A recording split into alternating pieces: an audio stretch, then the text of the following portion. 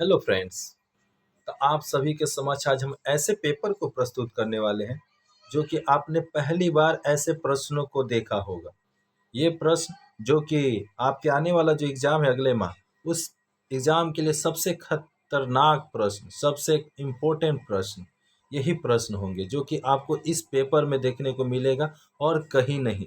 तो चलिए ना, बिन देर किए उन प्रश्नों को एक बार थोड़ा देख लेते हैं। तो चलिए, तो सबसे पहले देखिएगा, कोष्टक में सही उत्तर चुनकर इस जो मतलब कहा जाए प्रश्न है उनके को सॉल्व करना है। ठीक,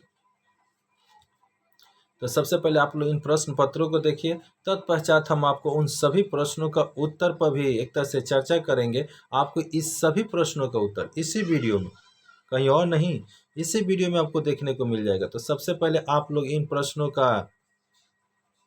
प्रश्नों को देखिए, फिर उसके बाद हम लोग उत्तर पर चर्चा करेंगे।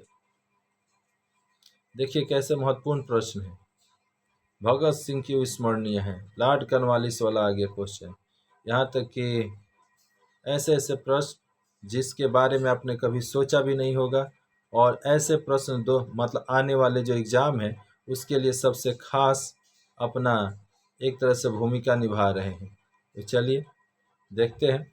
तो यहाँ से देखिए आपका उत्तर शुरू हुआ। तो कलकत्ता में प्रथम सुप्रीम कोर्ट की स्थापना किस साल में हुई? तो 1773 में।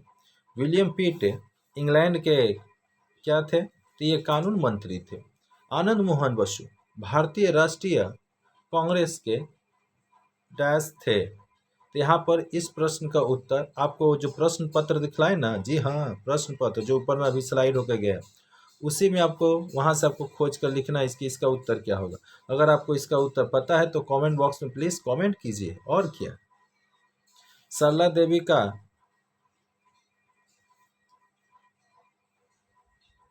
यहाँ सरला देवी का, रुकिए थोड़ा सा, क्या वर्ड है,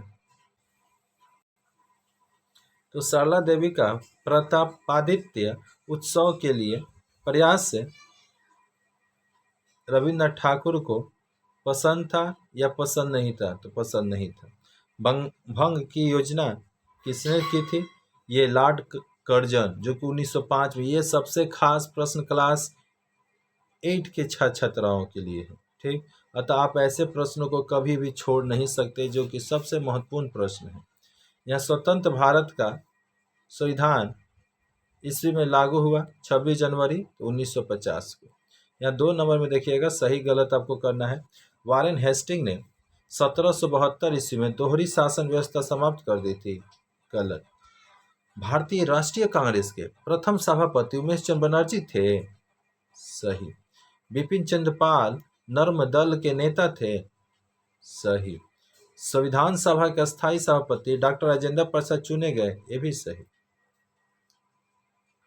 और यहाँ पर 3 नंबर प्रश्न होंगे, 3 का क।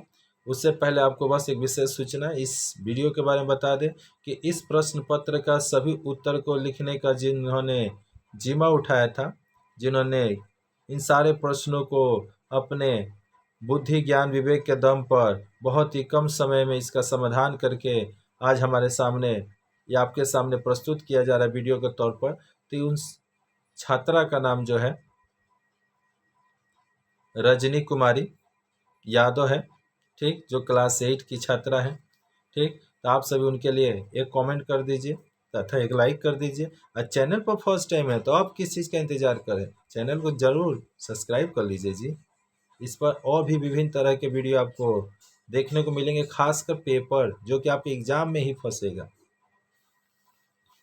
चलिए, कलकत्ता एशियाटिक सोसाइटी की स्थापना किसने और किस ईस्वी में किया? तो इसका उत्तर हो जाएगा विलियम जोन्स ने 1784 में कलकत्ता एशियाटिक सोसाइटी की स्थापना की। अंग्रेज ईस्ट इंडिया कंपनी का भारत में शासन कब समाप्त हुआ? तो 1833। बंगाल के 2 उग्रवादी नेताओं के नाम लिखना है, तो अरविंद घोष और लाला राजपत राय। गांधी जी ने पहले किन किन क्षेत्रों के सत्याग्रह आंदोलन प्रारंभ किए? किन किन क्षेत्रों में? तो गांधी जी ने पहले सत्याग्रह आंदोलन बिहार के चंपारण में, फिर गुजरात के खेड़ा जिला में शुरुआत किया था। राइटर्स बिल्डिंग बरामदे के युद्ध के 3 क्रांतिकारी कौन थे? तो राइटर्स बिल्डिंग जो हुआ था वही कलकत्ता वाला है जी। तो राइटर्स बिल्डिंग, जिसे गलियारे का भी युद्ध कहा जाता है, तो राइटर्स बिल्डिंग बरामदे के युद्ध में 3 जो क्रांतिकारी थे, कोई और नहीं, वही विनय बादल और दिनेश थे, जिनका पूरा नाम विनय बसु, बादल गुप्त और दिनेश गुप्त थे। किस ईस्वी में और किसके नेतृत्व में ताम्रलिप्त में राष्ट्रीय सरकार का गठन हुआ? तो 8 सितंबर 1942 को मेदिनीपुर के तमलुक महकमे सतीश चंद्र सामंत के नेतृत्व में राष्ट्रीय सरकार का गठन हुआ। स्वतंत्र भारत में प्रथम प्रधानमंत्री कौन थे? तो स्वतंत्र भारत में प्रथम प्रधानमंत्री वही जवाहरलाल नेहरू थे। भारत में अंग्रेजी कंपनी की अस्थायी सेवा वाहिनी का गठन का प्रयास क्यों किया गया? तो किसी भी प्रकार का झमेला होने पर पुलिस उसका समाधान करती और गंभीर स्थिति में सेना उसका प्रयोग किया जाता, और इसी कारण जैसे ब्रिटिश की साम्राज्य विस्तार हुआ वैसे वैसे उनकी सेना भी बढ़ती चली गई। कंपनी के पक्ष में इलाकों पर अधिकारों के साथ साथ विभिन्न विद्रोहों का मुकाबला करना भी सेना का ही काम था।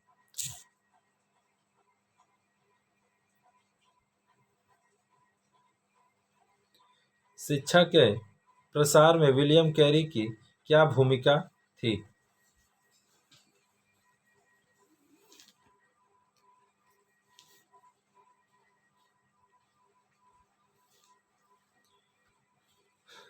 तो विलियम कैरी जो श्रीरामपुर मिशनरी के प्रमुख सदस्य थे,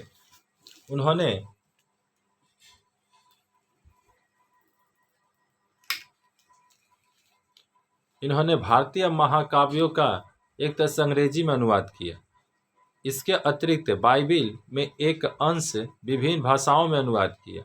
उन्होंने 1778 ईस्वी में हलोदर द्वारा लिखित बांग्ला व्याकरण की पुस्तक का संपादन कर उसे प्रकाशित किया। राष्ट्रीय कांग्रेस के उदारवादी नेताओं की अंग्रेज सरकार से क्या मांग थी? ये प्रश्न का उत्तर आपको लिखना होगा, इन्होंने नहीं लिखा है।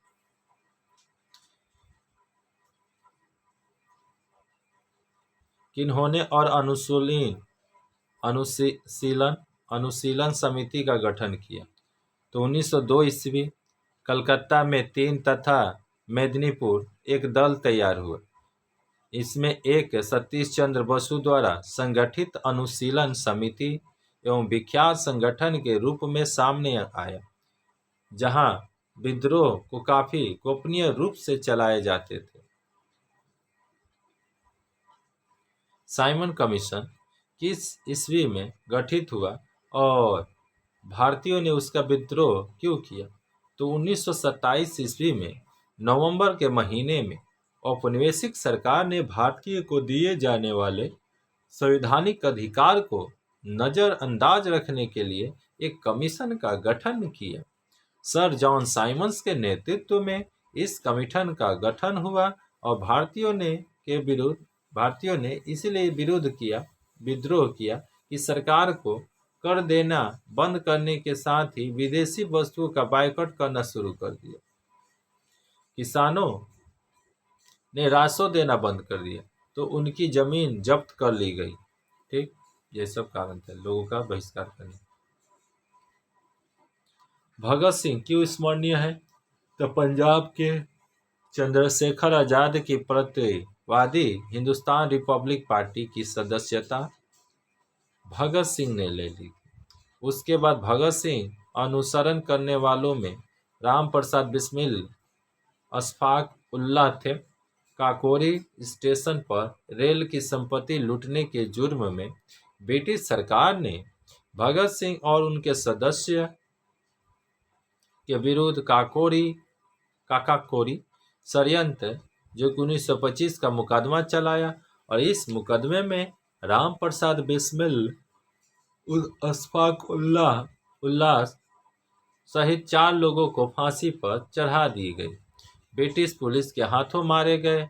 लाला लाजपत राय का बदला लेने के लिए लाहौर पुलिस सुपर सैंडरसन की हत्या की 8 अप्रैल 1929 को केंद्रीय विधानसभा में भगत सिंह एवं बटुकेश्वर दत्त ने बम फेंका और स्वेच्छा से अपने गिरफ्तारी दी और उस घटना में क्रांतिकारी राजगुरु और सुखदेव सहित बहुत को पकड़ा गया।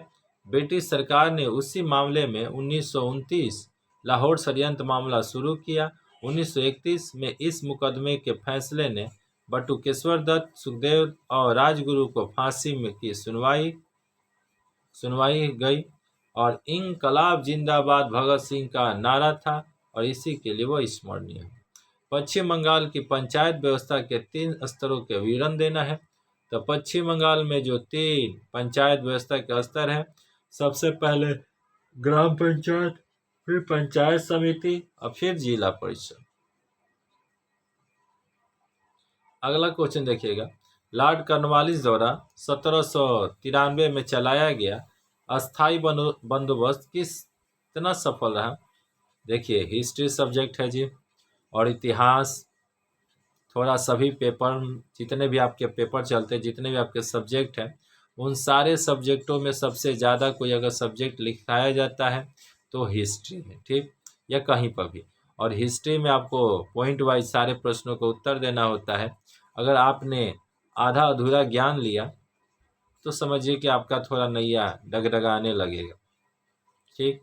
तथा आप इस वीडियो में बने रहिए और पूरा इस वीडियो को वॉच कीजिए और अपने कॉपी में उतार कर इसको अपने हिसाब से रिवाइज करते रहिए, ताकि आने वाला जो अगला जो एग्ज़ाम है, उस एग्ज़ाम में आप अपने दमखम के साथ इन सभी प्रश्नों का जो इससे मिलता जुलता है, उन सभी प्रश्नों का समाधान आप आसानी से कर सके। तो यहाँ पर लॉर्ड कॉर्नवालिस द्वारा 1793 में चलाया गया अस्थायी बंदोबस्त कितना सफल है? तो 1793 में लॉर्ड कॉर्नवालिस ने नियम कानून को कोड विधिवत किया और इसके फलस्वरूप दीवानी संबंधित न्याय और राजस्व न्याय व्यवस्था को व्यवस्थित किया गया, जो निम्न अदालत के विरुद्ध उच्च अदालत में न्याय का आवेदन का अधिकार मान लिया गया।